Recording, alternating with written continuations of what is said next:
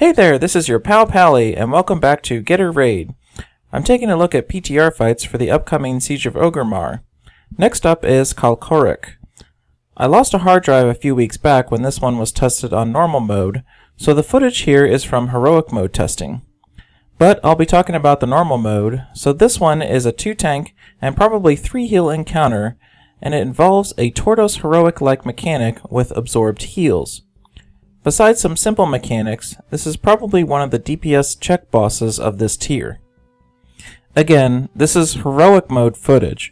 Please ignore the massive amount of little orbs all over the place and this slime ad.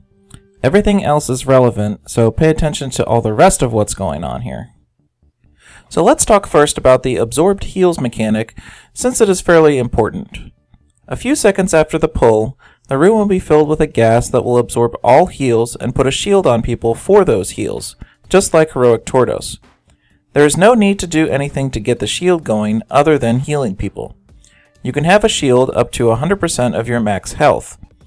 At the time of testing, there was a UI indicator for healers that showed if someone's shield was weak or strong. So if they had a small weak shield, their indicator would be red. Yellow meant a medium-sized shield, and green was, of course, a full strong shield. Basically, heal the people with red and yellow indicators, and green people are good to go.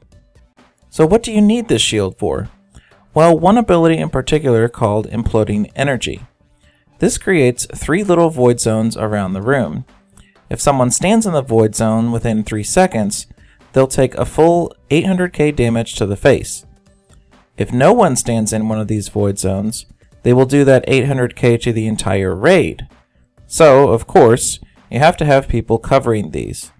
And those people should have high shields or else they will die. Damage reduction cooldowns also help here, so if you're one of those stacking in these zones, help your healers out. Tanks, you will simply do some tank swapping for Fatal Strike. Probably 2 stacks or so would be good. Other than that, you'll be paying attention to the rest of the raid mechanics. So, what else happens here? Well, here's the fun part. You need to play a memory game. The boss will use an ability called Arcing Slash that will do a ton of damage to anyone standing in the slam. Obviously, you need to not stand in the slash, but you need to remember where he slammed. Why? Well, after he does a few cycles of slashes and the imploding energies, he will cast Breath of Yasarj. This will do a massive shadow damage on any place that was affected by a slash. So yep, you have to remember where the slashes were and stack in an unaffected area so you don't die from the breath. So the last ability to note in this phase is Seismic Slam. This ability just hits you for some damage and knocks you into the air. Enjoy your airtime, and hopefully you have a good shield up to absorb the fall damage. So, after doing 2 breaths, the boss will transition to the Blood Rage phase. Unfortunately, I don't have footage of this due to the hard drive crash of a few weeks ago, but think of this as Majordomo Staghelm revisited. Everyone stacks up in front to share the big cleave damage he is doing. You blow healing CDs as you have lost any shields from phase 1, and you just survive.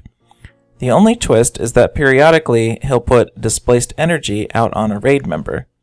They need to run out of the raid quickly and be dispelled. It does a massive amount of AoE damage to allies, but little to the raid member themselves when dispelled. So just get out, get dispelled, and get back in to keep eating the boss's sword to the face. After a Blood Rage phase, the boss goes back to phase 1. But with a buff that gives his abilities a 35% damage increase. It's unclear what the enrage is on normal mode. Originally it was 6 minutes, but got changed up to 12 minutes. So you figure you probably have around 2 to 4 Blood Rage phases. Even after 2 rages, that would be 70% more damage going out from the boss, so that's probably the start of a soft enrage for normal mode. There isn't really anything significant to talk about strategy-wise here. You obviously have to cover the platform for people to soak the imploding energy. So assign quadrants and then just hope people can get to them in time. It did seem that in general there was one of them in melee range most of the time. So that could be as easy as telling melee to take any zones that spawn within this inner circle.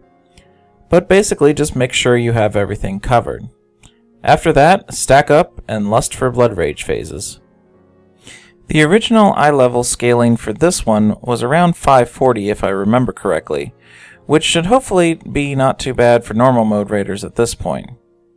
Just put out some serious shields on your raid, stack in void zones, and then remember where he slammed and you'll be golden. Thanks for watching, and please comment, like, and/or subscribe to the video if you found it helpful, and have a good one!